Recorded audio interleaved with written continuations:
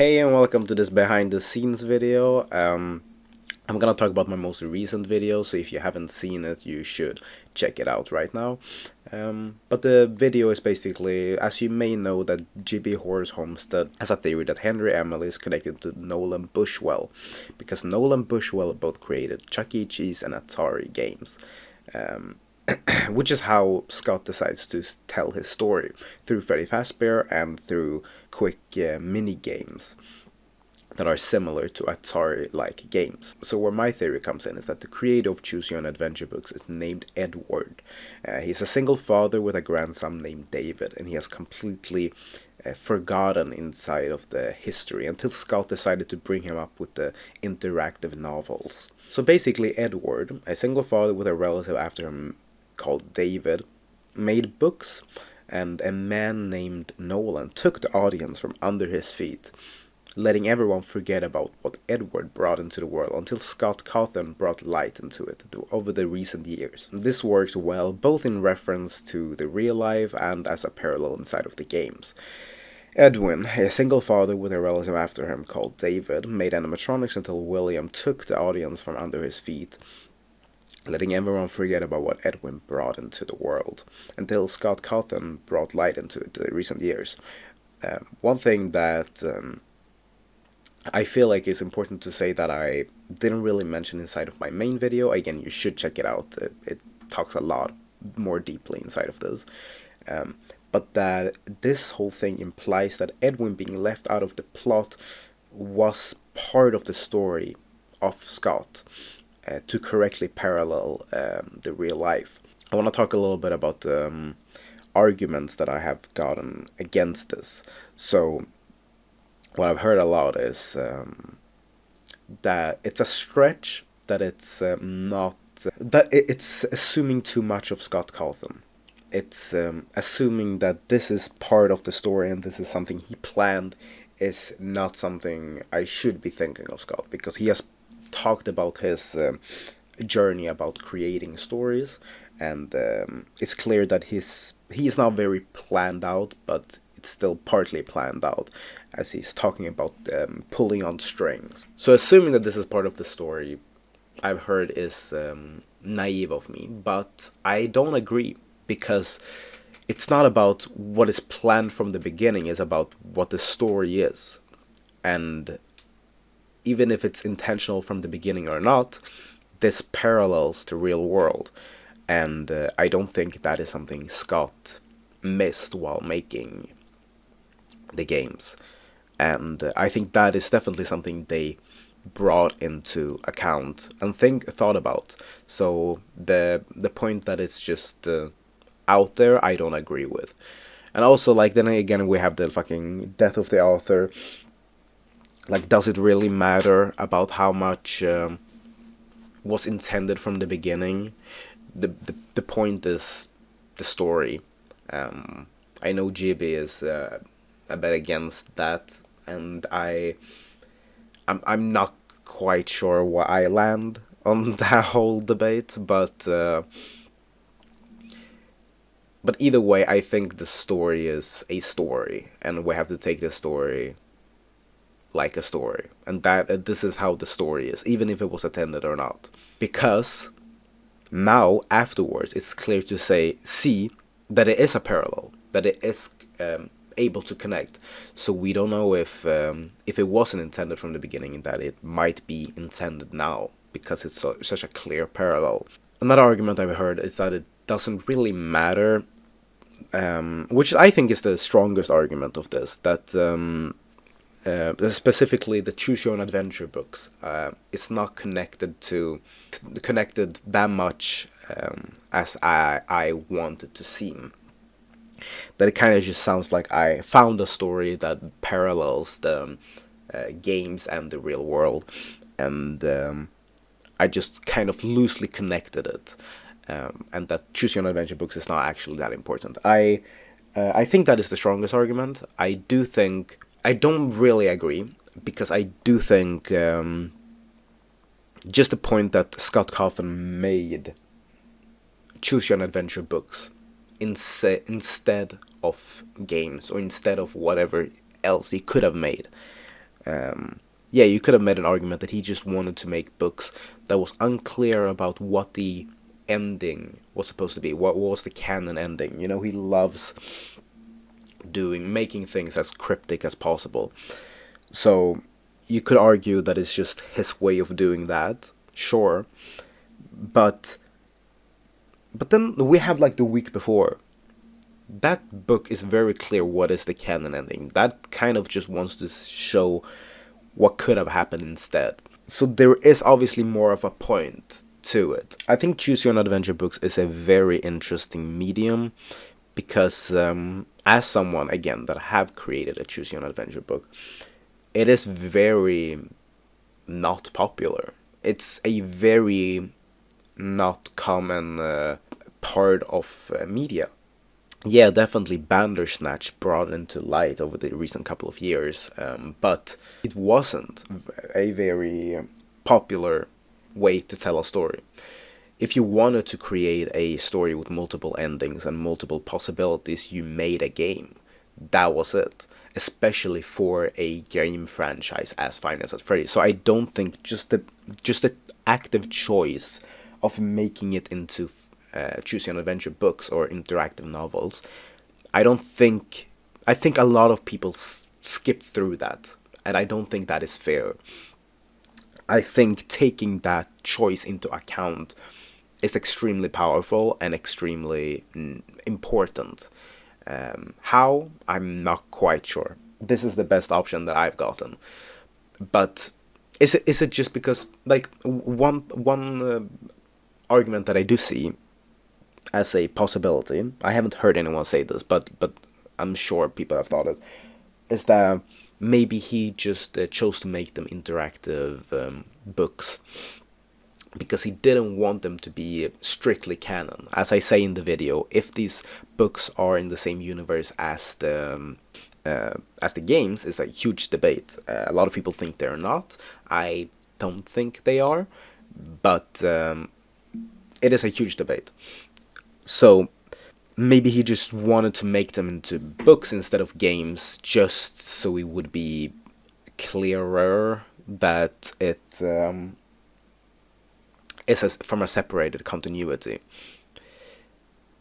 I get that, partly.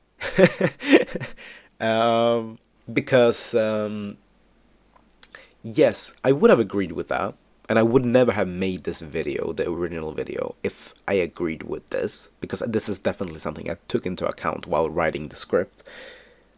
The big thing that like made me question if that is such a strong argument as I thought it was, it's the Into the Pit game.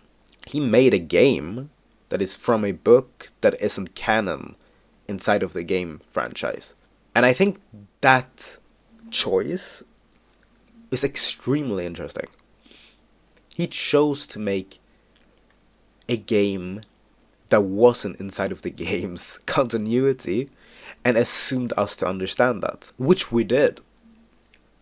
Or at least most of us did. So I don't think that argument, oh, he just didn't do it as a game because he wanted to make it clear that it wasn't in the same continuity, I don't think that argument is as strong after Into the Pit the game came out. Because that proves that he is willing to make games that isn't in the same continuity. Let's go over to the more controversial part of my video. That maybe Fast Beer Entertainment pretended like they invented recycling. Do I think this? No, not really. I, I'm just thinking like, how could this be applied into the game's universe? And that is the best option that I have right now. It might just be that we as an audience have to wait and see what in the future they will release for content and in what type of media they will release it, and then see the connection. I'm just saying that I think a lot of people that are analyzing the Five Nights at Freddy's, which is a huge community, I think this is a big stone that none of them are looking under. They are missing the active choice of Scott and Steelwall to make what kind of a media they choosing to make. And I think that will be important in the future, and I think it is important now. I just don't really know how it's important. And saying that maybe Scott, Fazbear invented recycling, maybe that is definitely an option. There isn't any evidence to point at that, but there also isn't much evidence to go against it. And as I said in the video, it doesn't change very much, or it's not that big of a deal. But I do think this is going to be a big deal. How they're choosing to tell this story. And I think Into the Pit is a good example of that. Into the Pit is a game where it's played like an Atari-style game, and it's obviously not canon, but it's also canon, but not in the same continuity. You know, Scott Cawthon's word uses of the way to describe canon is a bit weird, but I guess we'll just have to take it. So it's not in the same continuity, but it is still canon and it is still important. Why does he choose to make these games canon and important, and not make them like other games? Is it just because it's less time? It's more time efficient. Is that the only reason? Because I don't think that is a very strong argument to say that it's just easier. He's just making books instead of games because it's easier, or he's just making Atari style game instead of 3D games because it's easier. Sure, it might be, but I don't think that is a valid reason to reason. Maybe this is just also me, because I love entertainment that play with the expectations of what kind of entertainment they are. Not breaking the fourth wall necessarily, but using the fourth wall to tell a story. Amazing examples of that is BoJack, The Good Place, just content that is that wouldn't work in a different form of media. And I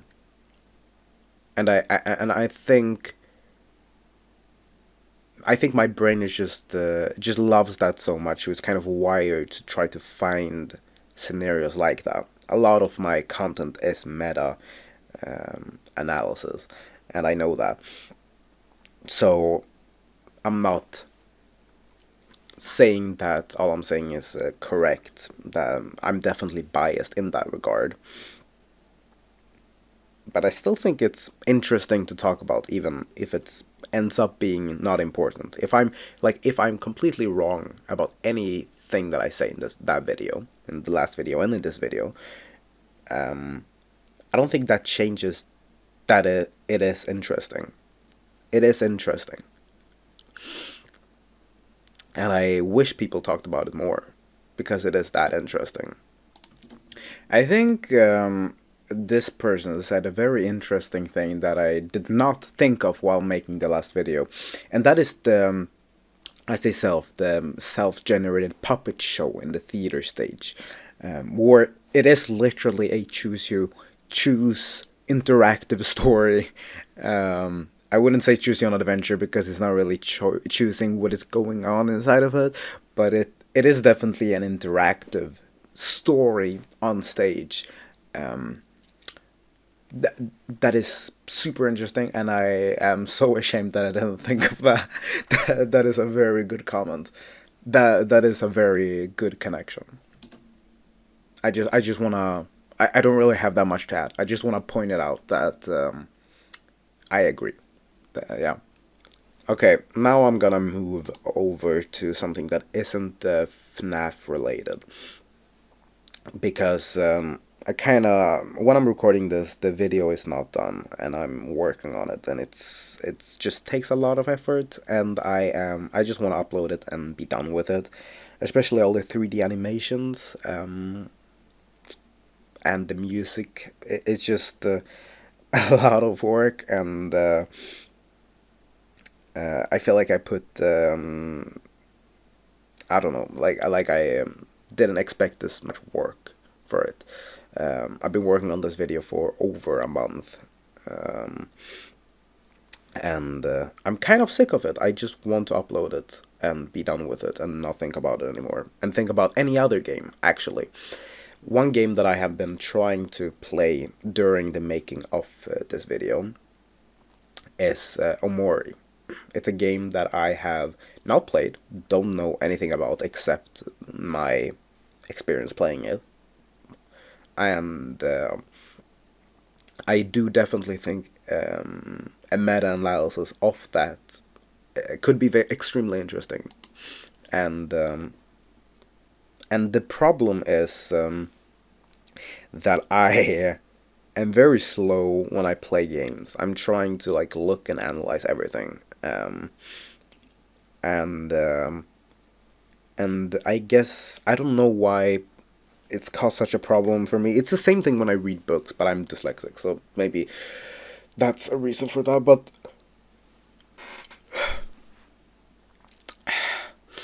I'm just I'm just really thinking about the content I'm experiencing and taking in. So so it just takes a fucking while for me to get through the story, and I wish it didn't. I don't think I'm even halfway through. I think I'm nowhere close, so I'm not. I don't want you to expect any video anytime soon. But I am working on other um, content, and I don't want this to be solely FNAF related because I think there's a lot of FNAF content out there, and I'm worried that I don't have anything to contribute. But I love FNAF, and I love talking about FNAF, and I want to continue talking about FNAF, but I want to do it if I have something important to say, or something new that could be interesting. I don't want to just go over like, oh, let's go over my favorite animatronics, or let's go over theories that end up being wrong, or MatPat being wrong. Like, just to be clear, no hate to anyone that is making that kind of a content. My point is just, I don't know, I feel like that's been done, and I don't want to do stuff that's been done. Um, which is hard in Five Nights at Freddy's. That's the problem though. Even though I love talking about FNAF and I love FNAF, it is hard to talk about things that hasn't been talked about because there's so many people that enjoy talking about it. Then it's easier for me to talk about Omori or Heavy Rain, games that isn't as talked about, that I think also deserves being talked about. Uh, and I also want to talk about shows and movies, but we'll see how that goes. I did do my book analysis that took also ages for me to write. I wrote that video like while I was making other videos. It took a lot. I think it took like 2 months for me to make that book analysis of the Midnight Library. But I do think that video really turned out well. I just wish it got more attention on it than it has, because I don't want to just be making FNAF content. I don't expect this video to be doing very well either, which I'm fine with. Um, but because like the thing is, like, how much energy I'm bringing into a video is how much I want to get out of it, and I'm not bringing that much into this video, so I'm fine with this video not performing amazingly. But that video, I really really tried, and it did not very go amazingly. So like I think the video is really good, and I shouldn't care that much about. But I have read another book since I made that I would love to analyze. It's Annihilation. It's a very, I don't know if it's a popular book, but it became a popular movie, and I would love to analyze it. I don't know if I will end up doing that, though. I'm not sure.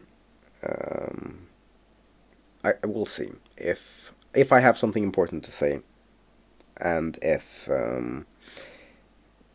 you guys are interested in it. Please subscribe if this is something that like interests you. This channel, I would appreciate it a bunch. I need all the attention I could get right now. Um, and I was thinking of doing some playthroughs, if that's something that is interesting. It's definitely content I'm not gonna be very proud of, but I think it's important. I'm very much a perfectionist, and I think it's important for me to release content that I am not 100% proud of. So I will not end up working on the same video for 4 months, and not still not be happy with it, you know? So, and also I have not played games. Like I am so unaware of games. So if there's any games you would want me to play, thank you for watching this video. I know this video was completely pointless and meaningless and just kind of a waste of time, but I enjoyed it. And I hope you did as well. And I hope you enjoyed this time lapse. The time lapse is of me creating the last video, and you better check that video out as well. I know it's short, but I couldn't. That also hurts. You know, that also fucking hurts. The fact that it's so short, and I'm really proud of it, and I know it will not be seen as very good because it's so short, which sucks. But yeah, that's the way it is. It's 10 minutes, and I feel like this video is already gonna be twice as long. But thank you for watching.